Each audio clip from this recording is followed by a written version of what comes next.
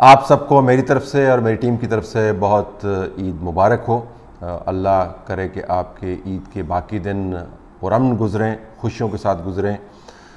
معاملہ مریم نواز اور عمران خان اور جمائمہ گولڈ سمتھ کے درمیان سوشل میڈیا پر ہونے والی عملی جنگ سے ہے۔ کیا مریم نواز نے عمران خان کے بیان کی رد عمل کے طور پر صحیح جواب دیا؟ کیا جمائمہ گولڈ سمتھ نے اپنے تعصب کا اظہار کیا؟ کیا مریم نواز کو وہ بیان نہیں دینا چاہیے تھا؟ یہ سوال جاننے کے لیے آپ کو اس مسئلے کے آغاز پر جانا پڑے گا اور یہ سننا پڑے گا کہ عمران خان جلسے سے خطاب کرتے ہوئے کیا فرما رہے تھے۔ کمزور جیلوں میں جائے اور طاقتور این آر او لے لے اور باہر جا کے بیٹھ جائے اور اپنے پوتے کا پولو میچ دیکھے کہ پوتا جو پولو میچ کھیل رہا ہے برطانیہ میں، میرے سے پوچھے آپ کے کشمیر کے کتنے لوگ باہر رہتے ہیں؟ میں کتنے آپ کے کشمیری آپ کے رشتہ دار لندنوں میں ملا ہوا ہوں، لندن میں، مینچسٹر میں، کبھی ان سے پوچھیں کہ کس طرح کا وہاں انسان پولو کھیل سکتا ہے، تو وہ آپ کو بتائیں گے کہ یہ بادشاہوں کی کھیل ہے، یہ عام آدمی نہیں کھیل سکتا۔ وہاں گھوڑا رکھنا، پولو کھیلنا بڑا پیسہ چاہیے۔ تو یہ بتائیں کہ پوتا جی کو پاس پیسہ ادھر سے کدھر سے آیا؟ یہ آپ کا پیسہ ہے، یہ یہاں سے باہر گیا ہے۔ واضح ہے کہ عمران خان صاحب اپنی لڑائی تیسری چوتھی جنریشن میں لے جانا چاہتے ہیں۔ وہ لنک کر رہے ہیں میاں نواز شریف کی جائیداد، میاں نواز شریف کی دولت، میاں نواز شریف اور ان کے خاندان کے کاروبار کو پاکستان کے اندر ہونے والی مبینہ کرپشن، جو ان کے بیان کے مطابق صرف اور صرف نواز شریف اور آصف علی زرداری کے خاندان سے منسلک ہونی چاہیے۔ مبینہ کرپشن اس وجہ سے ہم کہہ رہے ہیں کہ جب تک آپ ثابت نہیں کریں گے تب تک آپ یا دوسرے اتنے ہی کرپٹ یا صاف ہوں گے جتنے آپ اور دوسرے ایک دوسرے کے بارے میں بات کرتے ہیں۔ اصل فیصلہ تو اس عدالتی نظام کے ذریعے ہونا ہے جس کے بارے میں دنیا بھر میں کوئی بہت اچھی خبریں نہیں بن رہی۔ عمران خان صاحب نے جب یہ بیان دیا تو اس کے اوپر رد عمل آنا ضروری تھا، لیکن چونکہ انہوں نے مریم نواز کے بیٹے کو بیچ میں انوالو کیا، نواز شریف کے نواسے کو بیچ میں انوالو کیا اور تیسری جنریشن تک اپنی جنگ کو لے گئے، تو اس کا جواب آنا تھا۔ مریم نواز نے جو جواب دیا وہ سنیے۔ اور وہ تو آج وہاں کی پولو ٹیم کا کیپٹن بن کر پاکستان کی عزت میں اضافہ کر رہا ہے۔ کہتا ہے وہ پوتا نہیں ہے، وہ نواسا ہے۔ وہ نواسا باہر جا کر پولو کھیل رہا ہے، بچوں کو بھی نہیں بخشتا۔ وہ کہتا ہے اس کے پاس پولو کے پیسے کہاں سے آئے ہیں۔ تو میں بچوں تک نہیں جانا چاہتی تھی، لیکن جیسی بات کرو گے منہ توڑ جواب ملے گا۔ اب وہ نواز شریف کا نواسا ہے، گولڈ سمتھ کا نواسا نہیں ہے۔ وہ نواز شریف کا نواسا ہے، یہودیوں کی گود میں نہیں پل رہا۔ کس منہ سے تم نام لیتے ہو؟ اس کے اوپر جمائمہ گولڈ سمتھ کو ظاہر ہے کافی غصہ آیا ہوگا۔ جمائمہ گولڈ سمتھ نے اس کے اوپر ٹویٹ کیا، مریم نواز کو انہوں نے کوٹ کیا اور کہا کہ 2004 تک میرے خلاف پاکستان میں ایسی ہی باتیں ہوتی رہیں، میرے گھر کے باہر مظاہرے ہوتے رہے اور ہر ہفتے مجھے ڈیتھ تھریٹس ملتی رہیں، جس کی وجہ سے میں نے پاکستان چھوڑ دیا۔ بطور صحافی جو بہت عرصے سے کام کر رہا ہے، مجھے اس ٹویٹ پر تھوڑی سی حیرانی ہوئی کیونکہ میں صحیح طریقے سے ریکال نہیں کر پایا کوئی ایسا واضح پیٹرن انسیڈنٹس کا جس کا تعلق ان سالوں سے ہو جس کا جمائمہ گولڈ سمتھ ذکر کر رہی ہیں۔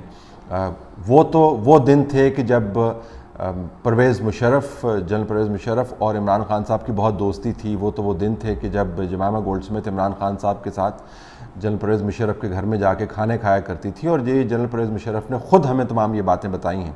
اور جب یہ طے کیا جا رہا تھا کہ عمران خان صاحب کو چودھری شجاعت کے ساتھ ملا کر کیسے ملک کا پرائم منسٹر بنانا ہے، ایک باری کس نے لینی ہے، دوسری باری کس کو دینی ہے، یہ تمام باتیں اس وقت بریگیڈیئر، بعد میں جنرل راشد قریشی اور عمران خان صاحب کے ایک دوست کی موجودگی میں جنرل پرویز مشرف نے خود ہمیں بتائیں اور کہا کہ آپ کبھی جا کے عمران خان صاحب سے پوچھیے گا کہ انہوں نے میاں والی سے پہلی مرتبہ انتخاب جو ہے کس کی مدد سے جیتا، وغیرہ وغیرہ لمبی چوڑی وہ باتیں کرتے تھے، اس میں تمام تفصیل بتاتے تھے۔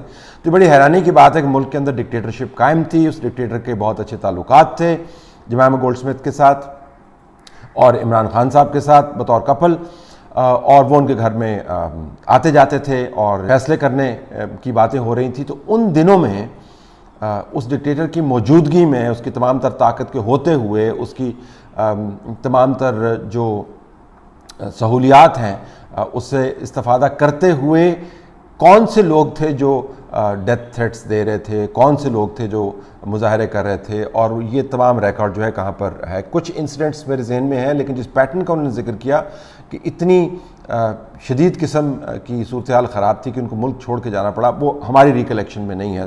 تو اب ہم کچھ تحقیق کریں گے اور دیکھیں گے کہ وہ انسیڈنٹس کون سے تھے جن کا ذکر کر رہے تھے. بہرحال انہوں نے جواب دیا. اس کے اوپر مریم نواز نے جو ٹویٹ کیا وہ بھی آپ کے سامنے ہے، جس میں انہوں نے کہا کہ مجھے آپ میں اور آپ کی پرائیویٹ زندگی میں کوئی دلچسپی نہیں ہے، میرے پاس اور کام بھی کرنے کو ہیں اچھے، لیکن اگر دوسروں کے بچوں کو گھسیٹا جائے گا تو اس کا رد عمل آئے گا، اور زیادہ سخت رد عمل آ سکتا ہے.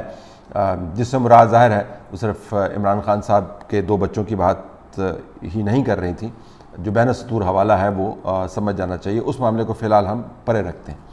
اب یہ جنگ چھڑ گئی ہے. اس کے بعد میڈیا کے اندر اب اوپینینز 3 طرح سے ڈیوائیڈ ہو گئی ہیں. ایک ہیں جو کہہ رہے ہیں کہ عمران خان صاحب نے بالکل ٹھیک کہا ہے، ان کو یہ کہنا چاہیے تھا اور یہ ان لوگوں کا علاج ہی یہی ہے. دوسرے لوگ کہہ رہے ہیں کہ چونکہ آپ نے کہا تھا تو پھر اس کا جواب بھی آنا تھا، اور جواب ابھی مریم نے تحمل سے دیا. وہ بہت سی ایسی باتیں کر سکتی تھیں جو انہوں نے نہیں کی. کچھ لوگ یہ کہہ رہے ہیں کہ جمائما گولڈ سمتھ نے خود سے اپنے تعصب کا اظہار کیا. کچھ لوگ یہ کہہ رہے ہیں کہ ان کو اس معاملے کے اندر چھلانگ لگا کر خام خواہ اس معاملے کو طول نہیں دینا چاہیے تھا. اب بنیادی بات سوچنے کی یہ ہے، ایس ٹی ایچ کے پلیٹ فارم سے میں کر رہا ہوں بات، کہ معاملات کیا یہاں پر جاتے اگر وزیر اعظم عمران خان دوسروں کے بچوں اور پوتوں کے اوپر حملے نہ کرتے. ایس ٹی ایچ کے پلیٹ فارم سے اور اس سے پہلے بھی میں نے جتنی بھی صحافت کی ہے اور جہاں پر بھی موقع ملتا ہے رائے کے اظہار کا، تجزیے کا، میں ہمیشہ یہی کہتا ہوں کہ آپ ذاتیات سے اگر نہیں ہٹیں گے تو پھر آپ کی ذات نہیں بچے گی. اگر آپ دوسروں کی عزتیں اچھالیں گے تو آپ کی عزت اچھلے گی. اگر آپ دوسروں کے بچوں پر حملہ کریں گے تو آپ کے بچوں پر حملے ہوں گے. اگر آپ دوسروں کے بارے میں طاقت میں ہوتے ہوئے عجیب و غریب قسم کے پلان بنائیں گے، ان کے خلاف پروپیگنڈا کریں گے، تو طاقت میں ہوتے ہوئے جب آپ کے ساتھ یہ کچھ ہو رہا ہے تو آپ اندازہ کریں طاقت سے جب باہر نکلیں گے تو آپ کے ساتھ کیا ہوگا. اسٹیبلشمنٹ کے نمائندگان کو بھی میں یہی کہتا ہوں کہ آج کل جب حملے ہوتے ہیں ان لوگوں پر جو طاقت میں ہیں لیکن ریٹائر ہو چکے ہیں، تو اس کے بارے میں سوچنا چاہیے کہ وہ لوگ جب طاقت میں تھے تو انہوں نے ان لوگوں کے ساتھ کیا کیا جو ان پر اب حملے کر رہے ہیں. تو ایک آپ نے وشس سائیکل کا آغاز کر دیا ہے جس کے اندر کوئی نہیں بچے گا، اور ابھی طاقت میں رہتے ہوئے آپ اپنا دامن نہیں بچا سکتے ان حملوں سے. تو آپ اندازہ کریں کہ جب یہ طاقت جو بالکل فانی ہے چلی جائے گی تو پھر حالت آپ کی کیا ہوگی. ایک تو بات یہ، تو تحمل کا مظاہرہ تو اس وقت آپ کرتے ہیں جب آپ پہلے تیر آپ نے نہیں کھایا ہوتا. جب آپ کو تیر لگ جاتا ہے پھر اس کے بعد آپ ان معاملات کے اوپر ہاتھ ہولا نہیں رکھتے. یہ انسانی فطرت نہیں ہے. دوسری بات، یہ حملے جو ہیں یہ مسلسل ہو رہے ہیں. گھروں کے دروازوں کے اوپر جا کر حملے کیے گئے ہیں، گھروں کے باہر باقاعدہ ڈیمانسٹریشنز کروائی گئی ہیں، غلیظ ترین گالیاں نکالی گئی ہیں، دروازے توڑے گئے ہیں، اور یہاں پر بھی گھروں کی دیواریں گرانے کا بندوبست کیا جا رہا تھا، اور بیچ میں پھر ظاہر ہے کوئی اور مقتدر حلقے آئے اور ان دیواروں کو تحفظ فراہم کیا گیا. جب آپ لوگوں کو گھروں سے نکالتے ہیں، ان کی دیواریں گرا دیتے ہیں، ان کی چادریں کھینچتے ہیں، تو پھر ایک آدھ واقعہ جو ہے اس کے اوپر تحمل کا مظاہرہ کرنا بنتا نہیں ہے، کیونکہ واقعات کا ایک تسلسل ہے. تو دوسری بات کرنے کی یہ کہ احتساب کے نام پر جو انتقامی اور بدترین قسم کی گری ہوئی جو حرکات کے چیپٹرز کا آغاز کیا گیا ہے، اس کا آخری چیپٹر تحریر کرنے والے نہیں لکھیں گے. اس کا آخری چیپٹر وہی لکھیں گے جو وکٹمز ہیں، اور وکٹم جب طاقت میں آئیں گے تو پھر اس سے بھی برا حال ہوگا. تیسری جو بڑی بات کرنے کی یہ ہے کہ اٹیک کرنے سے پہلے ہمیں سوچ لینا چاہیے کہ ہم جو اٹیک کر رہے ہیں اس کا جو رد عمل آئے گا وہ ہمارے فائدے میں ہوگا یا نہیں. دیکھیں پالیٹکس جو ہے وہ کیلکولیشن کی گیم ہے. آپ کو یہ دیکھنا ہوگا کہ یہ جو میں موو کر رہا ہوں اس موو کے نتیجے میں مجھے فائدہ کتنا ہوگا اور نقصان کتنا ہوگا، اور اگر فائدہ نقصان سے کہیں زیادہ ہوتا ہے تو آپ وہ موو کرتے ہیں، ورنہ اگر نقصان فائدے سے زیادہ ہو رہا ہوتا ہے تو آپ اس موو کو مؤخر کر دیتے ہیں. تو بات چیت کے اندر بھی آپ کو دیکھنا چاہیے کہ جس ایشو کا آپ حوالہ دے رہے ہیں یعنی اولاد کا، وہ بات کرنے سے جو رد عمل آئے گا اس سے آپ کو فائدہ ہوگا یا نقصان ہوگا. یہاں پر آ کے عمران خان صاحب کو شاید اپنا لہجہ اور اپنا حوالہ بدلنا چاہیے تھا. ایک طرف سے ہم بات کرتے ہیں پاکستان کی سیکیورٹی کی ضروریات کی، پاکستان کی اسٹیبلٹی کی، پاکستان کے اندر استحکام کی، اور دوسری طرف ہم اپنی ذاتی جنگ زہر آلود تیر اور تلوار کے ساتھ لڑتے رہتے ہیں پبلک کے اندر، اور اب یہ جنگ ہم تیسری چوتھی جنریشن کی طرف لے جانا چاہتے ہیں۔ تو جب تیسری چوتھی جنریشن کی طرف جنگ جائے گی تو کوئی ہاتھ نہیں روکے گا۔ تو میرے خیال میں اس تنازع کا آغاز ہی نہ ہوتا اگر اس حوالے سے اجتناب کیا جاتا جو عمران خان صاحب نے دیا، اگر وہ حوالہ نہ دیا جاتا تو اس سے پہلے بہت ساری تقاریر ہوئیں، بہت ساری الٹی سیدھی باتیں بھی ان تقاریر کے اندر ہوئیں، اور ان بعض باتوں کو ہم نے مذمت بھی کی، لیکن یہ حوالہ کبھی نہیں بنا۔ یہ حوالہ تبھی بنا جب عمران خان صاحب نے نواسے کا نام لے کر بتایا کہ یہ کتنے کرپٹ لوگ ہیں۔ اب یہ کمال بات ہے کہ اگر جہانگیر ترین کا بیٹا جو ہے وہ پی ایس ایل کے اندر ایک ٹیم خرید لیتا ہے تو کوئی یہ نہیں کہتا کہ جی آپ کے پاس یہ پیسہ کہاں سے آیا اور آپ کے والد کیا کیا کرتے تھے اور یہ پیسہ کس طریقے سے بنایا گیا۔ جو دوسرے منسٹرز ہیں ان کے بچے اس سے کہیں زیادہ مہنگے شوق رکھتے ہیں، کوئی جہاز اڑاتا پھر رہا ہے، کوئی کشتی رانی کر رہا ہے، کوئی ایسے ایکسپینسو ہوٹلز میں جا کر 6 مہینے رہتا ہے کہ جس کا ایک کرائے سے آپ پوری یونین کونسل چلا سکتے ہیں پاکستان میں 3 مہینے کے لیے۔ ان سے کوئی نہیں پوچھتا۔ تو جب آپ سلیکٹیولی استعمال کرتے ہیں اپنے انتقام کو احتساب کے نام پر تو پھر اس کا جواب بھی آئے گا۔ تو میرے خیال میں ہمیں سیکھ لینا چاہیے کہ اگر ہم ذاتی حملوں سے باز نہیں آئے تو پھر کسی کا گھر نہیں بچے گا۔ بچے سب کے ہیں، عمران خان صاحب کی اولاد ہے، موجودہ جو بیگم ہیں ان کے بچے موجود ہیں اور اپنے اپنے کاموں میں لگے ہوئے ہیں۔